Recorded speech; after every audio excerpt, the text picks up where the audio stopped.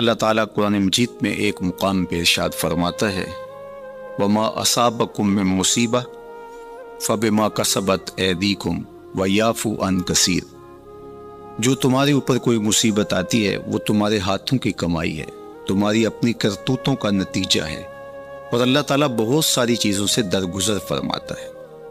یہ اس کی کرم نوازی ہے کہ وہ درگزر فرماتا ہے اور کبھی کبھی گرفت کرتا ہے۔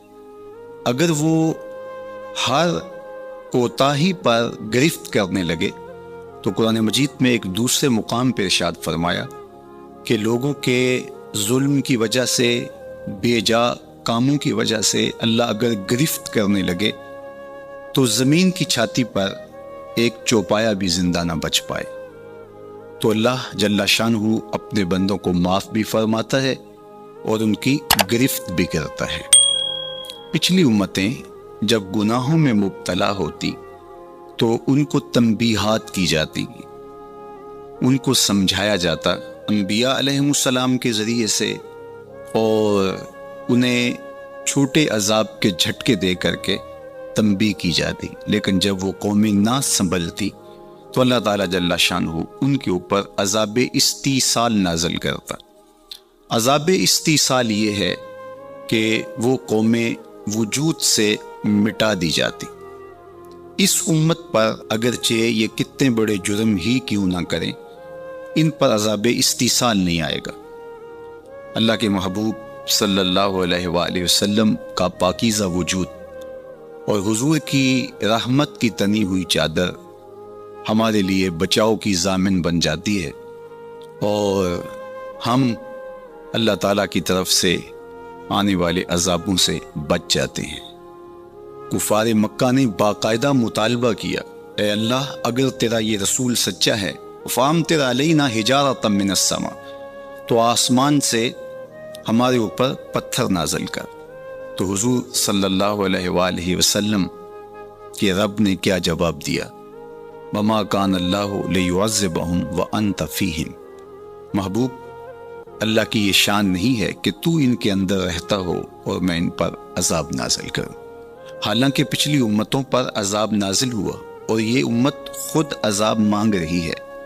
کفار نے عذاب طلب کیا لیکن کہا کہ محبوب تیری وجہ سے میں ان پر عذاب نازل نہیں کروں گا، اگر ان کی رحمت نہ ہو درمیان میں ابھی آگ لگ جائے دونوں جہاں میں۔ تو وہ عذاب استیصال جو قوموں کے وجود کو مٹا دیتا ہے، امت مصطفیہ پر، حضور علیہ السلام کے غلاموں پر وہ کبھی بھی نہیں نازل ہوگا۔ لیکن آزمائشیں، ابتلائیں اور سزائیں ان کو وقفے وقفے سے دی جاتی ہیں تاکہ یہ سنبھل جائیں اور اپنے اعمال کو درست کریں اور اپنا محاسبہ کریں۔ اگر وہ اس کے باوجود بھی نہ سمجھے تو اللہ تعالیٰ جل شانہ کی سخت ناراضگی کا موجب ہے۔ اہل ایمان پر جو ابتلائیں آتی ہیں، جو آزمائشیں آتی ہیں، اس پر جب وہ صبر کرتے ہیں اور اللہ کی طرف رجوع کرتے ہیں تو ان کو اس کا اجر اور اس کا صلہ دیا جاتا ہے۔ حضور نبی رحمت صلی اللہ علیہ وآلہ وسلم نے ارشاد فرمایا کہ مومن کے پاؤں میں کانٹا بھی چبھتا ہے تو وہ بھی اس کے گناہوں کا کفارہ بنتا ہے، وہ بھی اس کے لیے بہتری کا ضامن بن جاتا ہے۔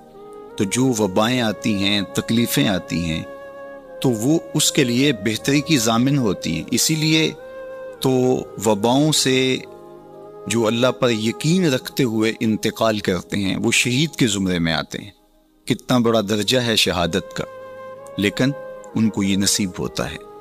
وہ اپنے آپ کا محاسبہ کرتے ہیں۔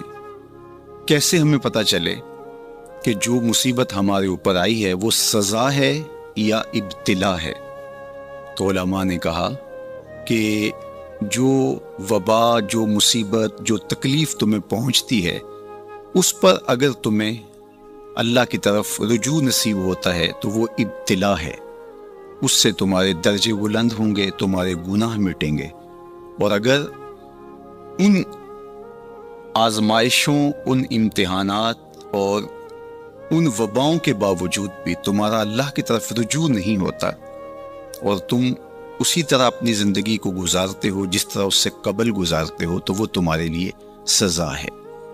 تو مجھے اور آپ کو اس موقع پر دیکھنا ہوگا کہ ہم کس مرحلے سے گزر رہے ہیں، ہماری کیفیت باطن کیا ہے۔ کیا یہ خوف و ہراس کا عالم اور یہ وبائی امراض اور اس وقت پوری دنیا کے اوپر جو کیفیت ہے وہ ہمارے لیے اللہ کی قربت کا سبب بن رہی ہے، رجوع اللہ کا ذریعہ بن رہی ہے، توبہ و استغفار کا سبب بن رہی ہے؟ ہم اللہ تعالیٰ جل شانہ کی قربت حاصل کرنے کے لیے کوشاں ہو گئے ہیں، یا کہ ہمارے رویے، ہمارا طرز زندگی اور ہمارا انداز معاشرت بالکل تبدیل نہیں ہوا اور ہم جس طرح کی زندگی پہلے گزار رہے تھے اس طرح کی ہی زندگی بسر کر رہے ہیں؟ تو پھر یہ ہمارے لیے سزا ہے، ورنہ ہمارے لیے ابتلا ہے، آزمائش ہے، امتحان ہے، اور ہم اس میں اللہ کی قربت کے ذریعے سے اللہ کی پناہ میں آ کے سرخرو ہو رہے ہیں، کامیاب اور بامراد ہو رہے ہیں۔ یہاں ہمیں دیکھنا ہوگا کہ اس وقت سسکتی انسانیت کے لیے ہمارا رویہ کیا ہے۔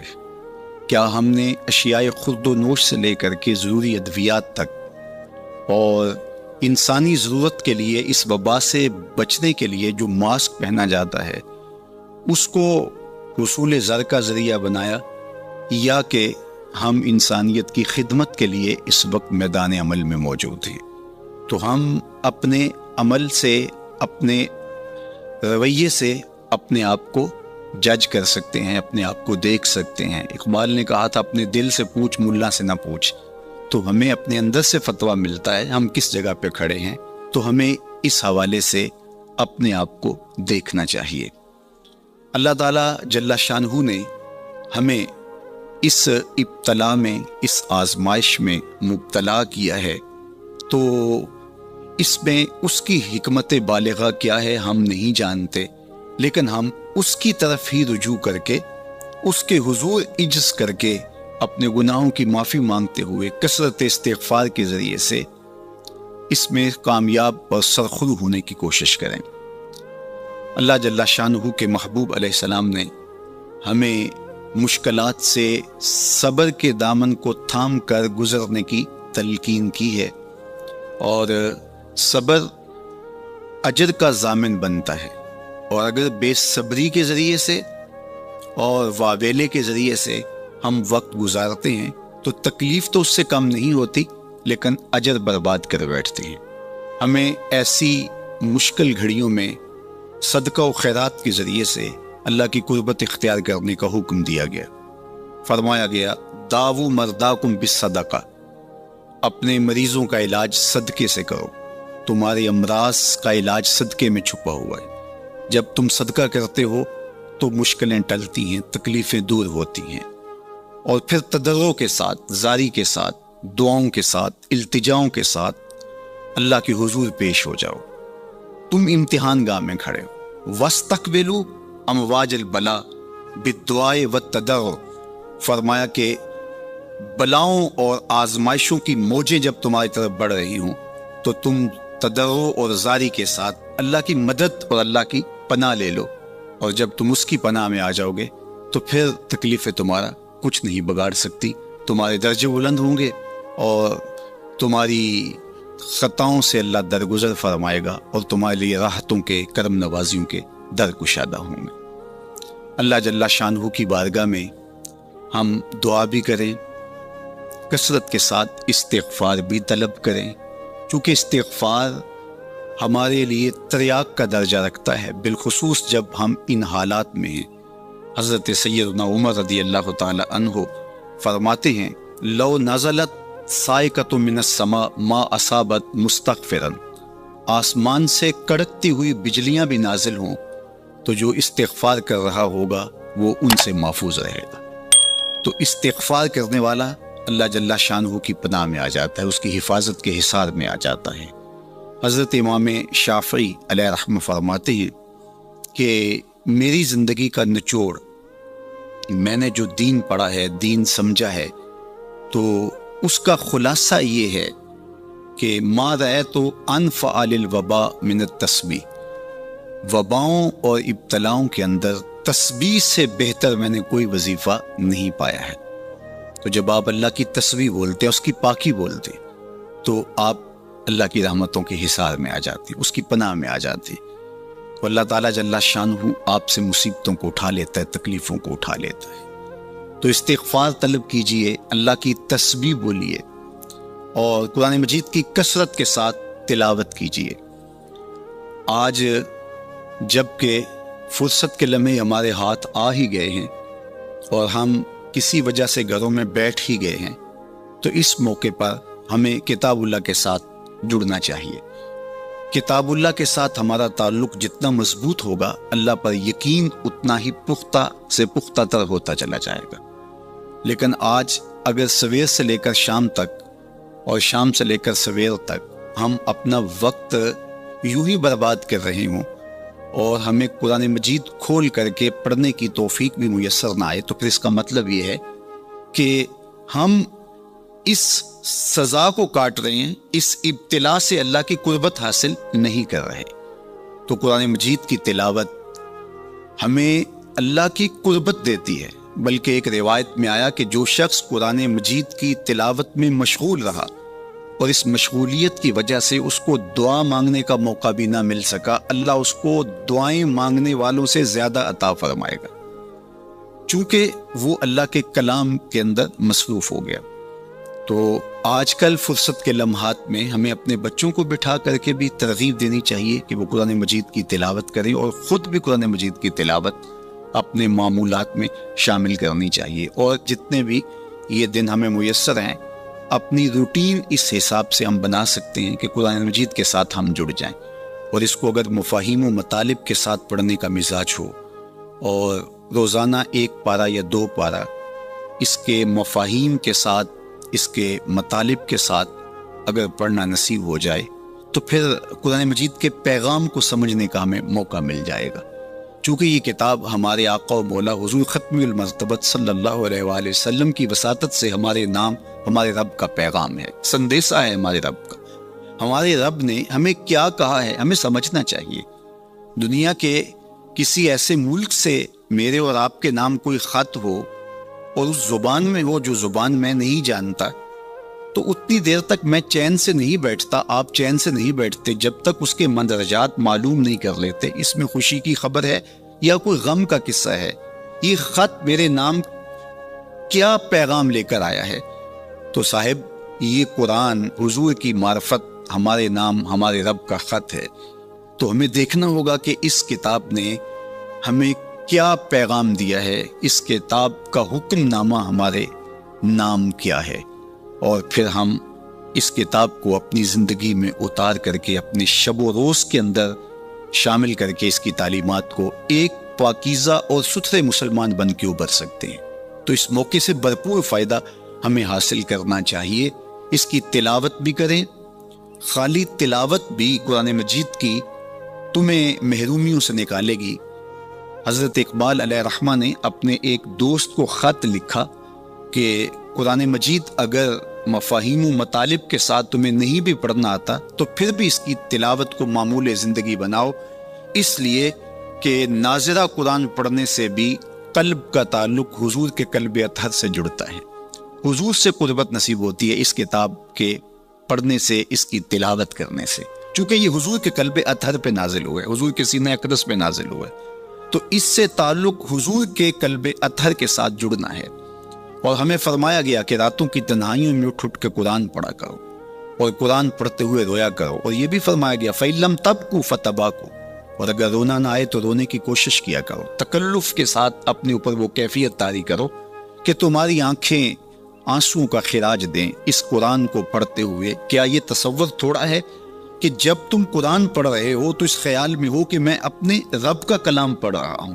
فرمایا تمہارا رب سے ہم کلام ہونے کو جی چاہے تو قرآن کھول کے بیٹھ جاؤ، یہ رب سے ہم کلام ہونا ہے۔ حضرت داتا گنج بخش علی حجویری علیہ رحمہ سے ایک مرید نے کہا حضرت اگر رونے کی کوشش کریں تو پھر بھی رونا نہ آئے تو فرمایا پھر اپنے مقدر پہ رویا کرو، تم اتنے سنگ دل ہو گئے ہو کہ تم رونا بھی چاہتے ہو لیکن تمہاری آنکھیں آنسوں کا خراج نہیں دیتی۔ تو اس کتاب کے ساتھ جڑ کے، اس کتاب کے ساتھ وابستہ ہو کے، اس کے ساتھ تعلق خاطر قائم کر کے اپنی زندگی کو سنوارا جا سکتا ہے۔ یہ کتاب زندگی ہے، یہ نسخہ حیات ہے، نسخہ کیمیا ہے۔ فاش می گوئم آنکھ در دل مزمرست، این کتابیں نیز چیزیں دیگرست۔ اقبال نے کہا اگر میں کھل کے بتا دوں جو میرے سینے میں پوشیدہ ہے، یہ کتاب نہیں، یہ کوئی اور ہی چیز ہے۔ یہ زندگی بخش ہے، یہ حیات آفرین ہے۔ اس کا ایک ایک لفظ نور دیتا ہے، اس کا ایک ایک حرف اجالے بانٹتا ہے۔ بلکہ وہ لوگ جو اس کتاب سے زندگی حاصل نہیں کرتے اور اس کتاب کے ہوتے ہوئے بھی محرومیوں کا شکار ہے، تو بڑی خوبصورتی کے ساتھ اقبال نے تنقید کی اور سوئے ہوئے ضمیر جگانے کی کوشش کی۔ ببند صوفی و ملا اسیری حیات از حکمت قرآن گیری، بآیاتش ترا کار جزی نیست، کیا یاسین او آساں بمیری۔ اقبال کہتے ہیں تو جاہل صوفی اور کاہل ملا کے ایسے پھندے میں پھنسا کہ تو نے قرآن سے زندگی تلاش نہیں کی۔ قرآن کی آیتوں سے تجھے صرف اتنا سروکار ہے، جب تیرے بوڑھے کی روح اٹک گئی تو سورہ یاسین لے کے بیٹھ گیا کہ میں اس کی تلاوت کروں اور اس کی روح آسانی سے نکل جائے۔ اقبال کہتے ہیں اس میں کوئی شک نہیں ہے، مرنے والے کو اس کا فائدہ ہوتا ہے، لیکن مجھے افسوس اس بات کا ہے کہ اس قرآن سے بھی تو نے مرنا ہی سیکھا، کاش اس قرآن سے جینا سیکھ لیا ہوتا۔ یہ تجھے زندگی کے کرینے سکھاتا، تجھے اسلوب حیات بتاتا، تجھے جینے کا طریقہ بتاتا، تجھے محمد عربی کی دہلیز پہ لے جاتا، تمہیں خدا کی قربت دیتا، خشیت الہی کے اجالے دیتا۔ یہ کتاب زندگی بخش اور حیات آفری تھی، تو نے کیوں اس کتاب کے ہوتے ہوئے اپنے آپ کو محرومیوں کے سپرد کر دیا؟ تو یہ موقع ہمیں ملا ہے زندگی کی گہما گہمی میں، زندگی کی چکا چوند میں، سویر سے شام تک، شام سے سویر تک بھاگم بھاگ لگی تھی، تو کسی وجہ سے لمحے فرصت کے ہاتھ آ ہی گئے ہیں۔ تو آئیے ہم اپنا ربط کتاب اللہ سے جوڑیں، قرآن سے جڑ جائیں اور اس کی تلاوت کو شعار زندگی بنا لیں۔ گر تو می خواہی مسلمہ زیستن، نیست ممکن جز با قرآن زیستن۔ اگر تو مومن بن کے، مسلمان بن کے جینا چاہتا ہے تو قرآن کے بغیر تیرا ایک لمحہ بھی نہیں بیت سکتا۔ تو اس کتاب کے ساتھ ہمیں وابستہ ہونا چاہیے، روزانہ 1-2 پارے خود بھی پڑھنے چاہیے اور اپنے بچوں کو بھی اس کی ترغیب دینی چاہیے۔ روزانہ ہماری صبح کا آغاز تلاوت کلام مجید سے ہو تو زندگی کتنی خوشگوار، پر نور، تاباں اور منور ہوگی۔ تو اس موقع پر میں مشورہ دوں گا اپنے جملہ ناظرین سے، سامعین سے، کہ وہ کتاب اللہ کے ساتھ جڑ جائیں اور یہ کتاب دیکھنا کہ کیسے موتی اچھال کے تمہاری گود میں ڈالتی ہے۔ یہ دنیا کی واحد کتاب ہے جو اپنے قاری کو اس کے نفسیات کے مطابق، اس کے مبلغ علم کے مطابق، اس کے ظرف کے مطابق اس کو عطا کرتی ہے۔ دنیا کی کتنی کتابیں ہیں جو ایک عام شخص کے لیے تو دلچسپ ہیں، لیکن جو علم کی بلندیوں پر اڑ رہا ہے تو اس کے لیے اس کتاب میں کچھ بھی نہیں ہوتا۔ اور کتنی کتابیں ہیں جو اہل علم کے لیے تو سرمایہ ہیں، لیکن جو نچلے درجے کا عام شخص ہے اس کو اس کی سمجھ ہی نہیں آتی۔ لیکن قرآن ایک ایسی کتاب ہے، اس کو جس طبقہ زندگی سے تعلق رکھنے والا پڑھے، چاہے وہ ایک عام شخص ہو اور چاہے وہ بہت بڑا مدقق ہو، جو بھی پڑھے قرآن اس کو اس کے ظرف کے مطابق فیض دیتا ہے۔ ہم ہوئے، تم ہوئے کہ میر ہوئے، اس کی زلفوں کے سب ہی اسیر ہوئے۔ یہ اس کتاب کا اعجاز ہے، اس کتاب کا کمال ہے، اور یہ اپنے پڑھنے والوں کے لیے آسان ہے، رشد و ہدایت کی ضامن ہے اور اللہ کی قربت کا ذریعہ ہے، ہمیں زندگی گزارنے کا اسلوب دیتی ہے اور حیات آفرین کتاب ہے۔ تو اس کے ساتھ ہمیں جڑنا چاہیے اور اس موقع سے ہمیں بھرپور فائدہ حاصل کرنا چاہیے۔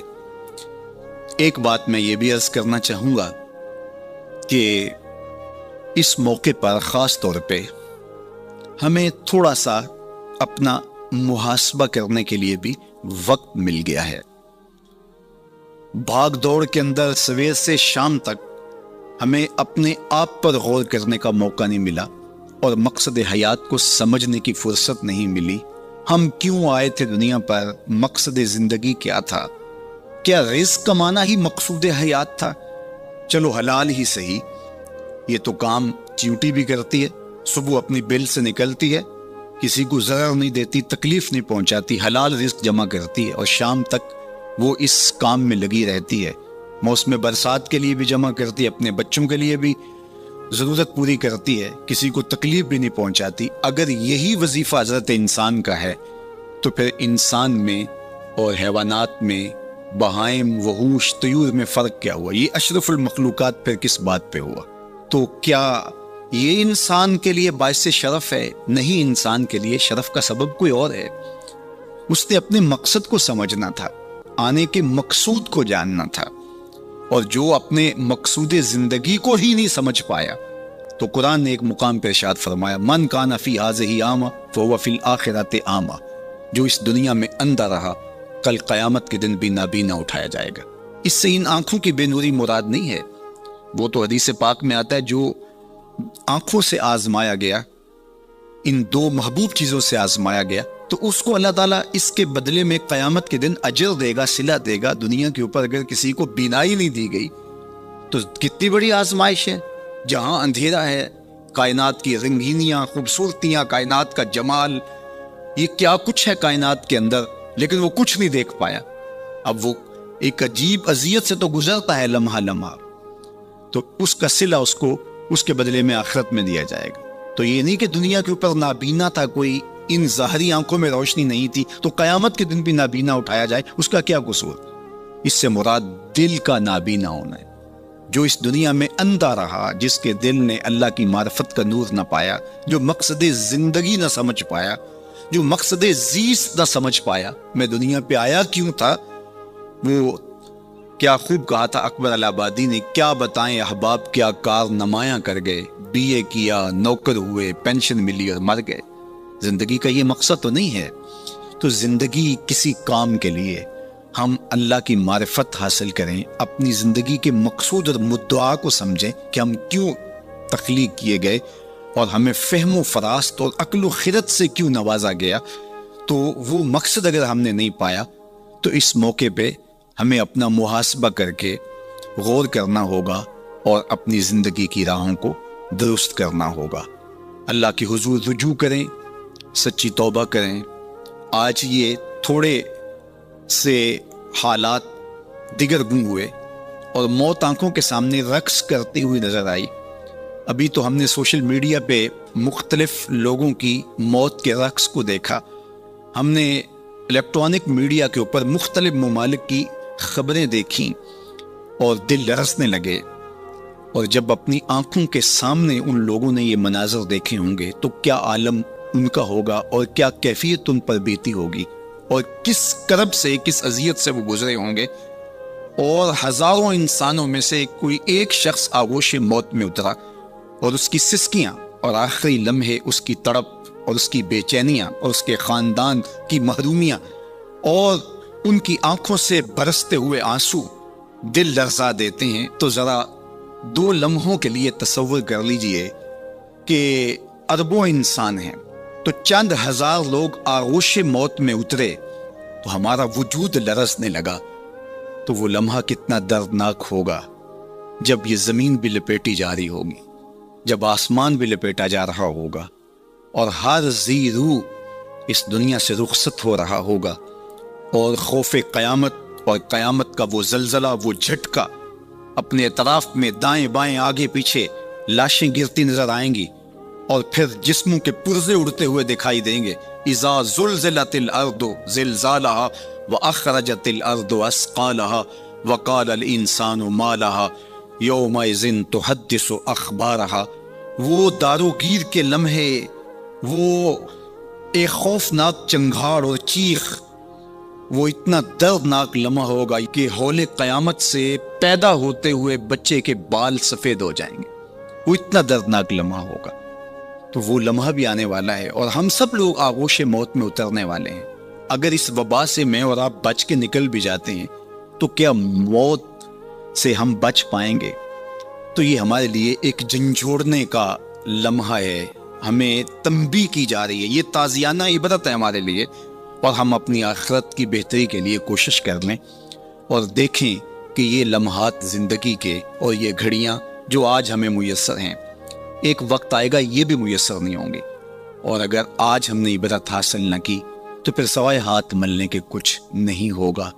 وہ ایک فقیر تھا، بازار سے گزر رہا تھا تو لوگوں کو دنیا میں کھوئے ہوئے دیکھا تو دل میں رحم جاگا، تو ان کو سمجھایا کہ یہ سب کچھ دنیا ہی نہیں ہے، اس دنیا کے بعد بھی کوئی جہاں ہے، تم نے کسی کے حضور پیش ہونا ہے اور اپنے اعمال کی جواب دہی تمہارے کندھوں پہ ہے، تو آؤ اپنی آخرت کو یاد کرو اور اپنے رب سے تعلق جوڑ لو۔ لوگوں نے کہا جا بابا کام کر، تجھے کیا پتا کہ دنیا کی لذتیں کیا ہیں اور ہم کس کام کاج میں لگے ہیں، جا اپنا کام کر۔ وہ شخص دل برداشتہ ہو گیا، وہاں کھڑا ہو کے آنسو بہانے لگا۔ کوئی شخص گزرتا ہوا رکا تو اس نے ایک شخص کو روتے ہوئے دیکھا تو رک کے کہنے لگا کہ کسی نے تجھے تنگ کیا ہے، کسی نے تیرے اوپر کوئی زیادتی کی ہے، تم کیوں رو رہے؟ اس نے کہا کسی نے کوئی زیادتی نہیں کی، بس ان کے رویے نے رلا دیا۔ کہا کیا ہوا؟ کہا گزر رہا تھا، ان کو دنیا میں کھوئے ہوئے دیکھا، دل میں خیال جاگا کہ ان بندوں کی اور رب کی صلح نہ کروا دوں۔ تو کہا پھر کیا بنا؟ کہا وہ تو مان گیا تھا، یہی نہیں مانے۔ وہ تو کہتا تھا لے آ میری دہلیز پہ، میں سارے گناہ معاف کر دوں گا۔ التائب من الذنب کمن لا ذنب لہ، گناہ سے توبہ کرنے والا ایسا ہو جاتا ہے جس طرح اس نے گناہ کیا ہوا ہی نہیں۔ نامہ اعمال سے بھی گناہ مٹا دیے جاتے ہیں، فرشتوں کی یادداشتوں سے بھی محو کر دیے جاتے ہیں، اور گناہ جس جگہ پہ کیے زمین گواہ ہوتی ہے، ہاتھ پاؤں گواہ ہوتے ہیں، سب جگہوں سے محو کر دیے جاتے ہیں۔ اور گناہ سے توبہ کرنے والا ایسے ہوتا ہے جیسے اس نے ابھی ماں کے پیٹ سے جنم لیا ہو۔ تو کہا وہ تو کریم ہے، سورج ابھی مغرب سے طلوع نہیں ہوا، رحمت کا در کشادہ ہے، توبہ کا دروازہ بند نہیں ہوا، تو میرا خیال تھا ان بندوں کی اور رب کی صلح کروا دوں۔ تو وہ تو مانتا تھا ہم تو مائل بکرم ہیں، کوئی سائل ہی نہیں، لیکن ان سے بات کی تو یہ نہیں مانے۔ خیر وقت گزر گیا، وہی شخص دو ایک دن کے بعد قبرستان کے قریب سے گزرا تو وہی فرد وہاں روتا ہوا پایا گیا۔ تو اس نے پھر اپنی گاڑی، اپنی سواری روکی اور کہا بابا عجیب شخص ہے، بازاروں میں بھی روتا ہے، قبرستانوں میں بھی روتا ہے، آج کیا مسئلہ تجھے ہوا؟ کہا مسئلہ وہی میرا کل پرسوں والا ہے۔ کہا کیا ماجرا ہوا؟ کہا بازار میں گیا تھا اور میرا خیال تھا کہ بندوں اور رب کی صلح کروا دوں، وہ تو مان گیا لیکن یہ نہیں مانے، مایوس ہو کے آج قبرستان والوں کے پاس آ گیا اور یہاں میرا خیال یہ ہوا ان کی اور اس کی صلح کروا دوں۔ تو بڑی دلچسپی سے پوچھا کہ آج کیا بنا؟ کہا آج یہ مان گئے ہیں، وہ نہیں مانتا۔ تو قبل اس سے کہ ہم مانے، یا لیتنی قدمت لحیاتی، ہائے میں نے یہ زندگی آخرت کے لیے آگے بھیج دی ہوتی، لیکن وقت بیت چکا ہو۔ تو آج وقت ہے، وقت پر کافی ہے ایک قطرہ بھی آب خوش ہنگام کا، جل گیا جب کھیت برسا می تو پھر کس کام کا۔ میں نے تو کتب میں پڑھا ہے کل قیامت کے دن نیکوکار بھی پچھتائیں گے، بدکار بھی پچھتائیں گے۔ بدکاروں کا پچھتانا تو سمجھ میں آتا ہے، نیکوکار کیوں پچھتائیں گے؟ جب وہ اپنے اچھے اعمال کی جزا دیکھیں گے تو وہ پچھتائیں گے، جو چند لمحے ضائع کر دیے وہ بھی کیوں ضائع کر دی، وہ بھی یاد الہی میں بسر کیے ہوتے۔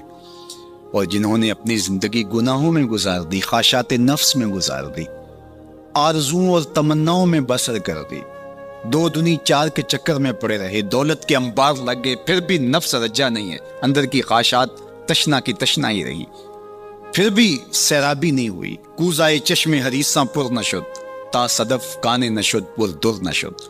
رومی علیہ رحمہ فرماتے ہیں حریص کی آنکھ کا پیالہ نہیں بھرتا۔ کہا کہ جب تک صدف کانے نہیں ہوتا اس میں موتی نہیں آتے، اور سادی شیرازی بولتے ہیں کہ پیٹ بھر جاتا ہے آنکھ نہیں بھرتی۔ تو ساری زندگی حال من مزید کے نعرے لگاتے رہے، جتنا بھی میسر ہوا پھر آگے بڑھتے رہے، آگے بڑھتے رہے، کسی جگہ پہ بھی فل سٹاپ نہ آیا، اور زندگی یوں ہی گزرتی رہی، بسر ہوتی رہی، اور اپنی زندگی برباد کر دی، حتی زرتم المقابر، یہاں تک کہ قبروں میں جا پہنچے۔ تو آج اپنی آنکھوں کے سامنے موت کا رقص دیکھ رہے ہیں، اور ہم پوری کائنات کے اندر دیکھ رہے ہیں کہ جو وسائل سے مالا مال تھے، جنہوں نے دنیا کو تسخیر کرنے کا دعویٰ کیا تھا، جن کا خیال یہ تھا کہ ہم ہر طرح کے حالات سے نپٹنے کی صلاحیت رکھتے ہیں، ہمارے پاس تمام وسائل میسر ہیں، لیکن آج کس طرح بے بسی کی تصویر نظر آتی ہے۔ ایک چھوٹا سا وائرس ہے جو خوردبین سے دیکھا جاتا ہے، اور اس نے انسان کو بے بس کر دیا۔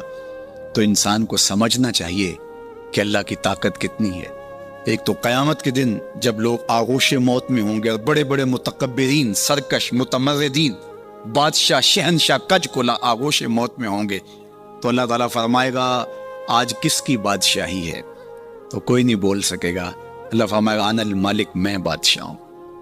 فرمائے گا این المتکبرون، تکبر کرنے والے کہاں ہیں؟ تو کہاں ہوں گے تکبر کرنے والے؟ کوئی سر اٹھانے کے قابل نہیں ہوگا۔ اللہ فرمائے گا میں ہوں متکبر، کبریائی مجھی کو زیبا ہے۔ تو یہ کل جو ماننا ہے تو اچھا نہیں کہ آج ہی مان لیں اور اپنی زندگی کو اس کی راہوں پہ لگا لیں۔ تو یہ مختصر زندگی اللہ کی امانت ہے۔ اللہ جل شانہ ہمیں اس زندگی کو اس کے راستے میں لگانے کی توفیق دے۔ یہ آزمائش کی گھڑیاں، یہ سزا کے جھٹکے، یہ عبرت کے تازیانے، یہ ہمارے سمجھانے کے لیے ہوتے ہیں۔ حضرت امام غزالی فرماتے ہیں یہ ڈوبتا ہوا سورج روز ہمیں بتاتا ہے کہ میاں زندگی پائیدار نہیں ہے، ایک دن تمہاری زندگی کا سورج بھی ڈوب جانا ہے۔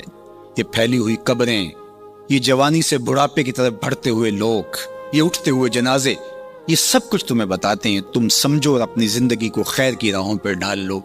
آج لمحہ ہے زندگی کا موجود لمحہ، اور آج کا پچھتاوا کل کی بہتری کی ضمانت ہوگا۔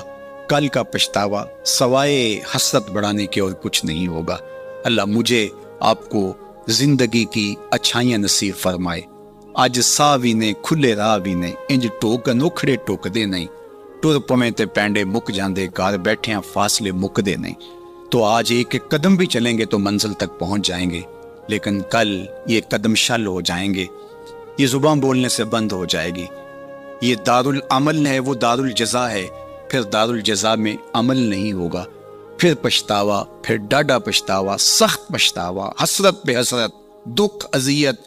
ہائے کوئی چیخ چیخ کے کہتا تھا میں اس کی بات مان لیتا، میرے گھر میں قرآن پڑھا تھا میں کھول کے دیکھ لیتا، میں مصلحین کی بات سن لیتا، میں اٹھتے ہوئے جنازوں سے کچھ سمجھ لیتا، میں قبرستانوں میں جاتا، ٹوٹی شکستہ قبریں مجھے کوئی کہانی سنا رہی تھی جن کا طوطی بولتا تھا، پھر ان کی قبروں پہ خاک بھی اڑتی میں نے دیکھی، لیکن میں نے کسی سے عبرت حاصل نہ کی۔ میں نے سمجھا کہ یہ جوانی ہمیشہ رہے گی، یہ زندگی ہمیشہ رہے گی، لیکن سارا خواب تھا ٹوٹ کے بکھر گیا۔ تو آج پچھتاوا ہے، تو کل جو پچھتانا ہے تو آج ہی پچھتا لیں اور اپنی زندگی کو اللہ اس کے رسول کی راہوں پہ لے آئیں۔ اللہ مجھے آپ کو اپنی راہوں کا مسافر رکھے اور زندگی کو حضور علیہ الصلوۃ والسلام کی اطاعت کے فرما برداری کے دائرے میں لے آئیں۔ وآخر دعوانا ان الحمد للہ رب العالمین، الحمد للہ رب العالمین، والصلاۃ والسلام علی اشرف الانبیاء والمرسلین۔ اللہ اٹھے ہوئے ہاتھ، پھیلی ہوئی جھولیاں اپنی رحمتوں سے بھر دے، بخت کی بہاریں نصیب فرما دے، مقدر کی خزائیں رخصت کر دے، جئیں تو تیرے لیے، مریں تو تیرے دین کے لیے، زندگی کی آخری ہچکی تک تیرے رسول کے وفادار رہیں، ہر علت، ہر قلت، ہر ذلت سے رہائی عطا کر دے، اپنے محبوب کے در کی گدائی عطا کر دے، نفس و شیطان کے مکر و فریب سے، دجل و تلبیسات سے ہماری حفاظت فرما۔ اے اللہ ان وباؤں سے نجات عطا کر دے۔ اے اللہ تیری مخلوق تڑپ رہی ہے، سسک رہی ہے، میرے مالک اپنی مخلوق پہ رحم فرما اور اپنا خاص کرم فضل ان پہ نازل کر دے۔ اے اللہ اس وبائی مرض سے نجات عطا کر دے، اپنا خاص کرم فضل اللہ امت مسلمہ کا مقسوم کر دے۔ اللہ میرے وطن کی خیر فرما، میرے ملک کو امن کے اجالے عطا کر دے۔ اللہ میرے ملک کی معیشت کو جمال عطا کر دے، خیر، خیریت، برکت، رحمت اور راحت ہمارا مقدور کر دے۔ اٹھے ہوئے ہاتھ خالی نہ موڑنا، پھیلی ہوئی جھولیاں اپنی رحمتوں سے بھر دے۔ ساری زندگی اپنی چوکھٹ کا فقیر رکھنا، اپنی دہلیز کا نوکر رکھنا، کبھی کسی کا محتاج نہ کرنا، ہمیشہ اپنی چوکھٹ کا فقیر رکھنا۔ اللہ ہم تیرے عاجز، ناتواں، کمزور بندے تیری دہلیز پہ ہاتھ پھیلائے، جھولیاں پھیلائے تیری رحمت کی بھیک مانگ رہے ہیں۔ میرے مالک اپنے کرم سے ہماری جھولیاں اپنی رحمتوں سے بھر دے۔ اس وبائی مرض سے اہل وطن کو، پورے عالم کو نجات عطا کر دے۔ اے اللہ اس مرض کو دور کر دے، اس کو ہواؤں میں اڑا دے، دنیا کے افق سے اس کو غائب کر دے۔ اللہ جو موجود ہے اس کے لیے اپنے کرم سے دوائیں نصیب فرما۔ اے اللہ اپنا خاص کرم فضل اس وطن پاکستان کے شامل حال فرما، جو مسیحا قوم کے اس وقت اس بیماری کے ساتھ نبرد آزما ہیں اور مشکل حالات کے اندر مریضوں کی دیکھ بھال کر رہے ہیں۔ اللہ ان ڈاکٹرز کو حفاظتوں کے حصار میں رکھنا، ہماری پاک فوج، ہماری پولیس اور ہمارے ادارے جس طرح اس مشکل گھڑی میں قوم کے ساتھ آ کھڑے ہوئے، اپنی جانوں کو ہتھیلیوں پہ رکھ کے اے اللہ ان کی حفاظت فرما، ان کے اہل و عیال کی حفاظت فرما، ان کے بچوں کی حفاظت فرما، ان کی نسلوں کو خوشبودار رکھنا اور اپنی پناہوں کا حصار عطا کرنا۔ اللہ میرے وطن میں نظام رسول کی بہاریں پیدا کر دینا، اللہ خیر اور بھلائی مقسوم کر دینا۔ اے اللہ سسکتی انسانیت کا یہ درد دیکھ کر کے دنیا کے جو کارپرداز ہیں ان کو یہ سوچنے کی توفیق دے کہ کشمیر میں، القدس میں اور دیگر بلاد اسلامیہ کے اندر سسکتی انسانیت کیسے وقت کاٹتی ہے، اور دنیا کے اوپر امن کے لیے پائیدار کوششیں کرنے کی توفیق عطا فرما۔ اللہ ہمارے اٹھے ہوئے ہاتھ خالی نہ موڑنا۔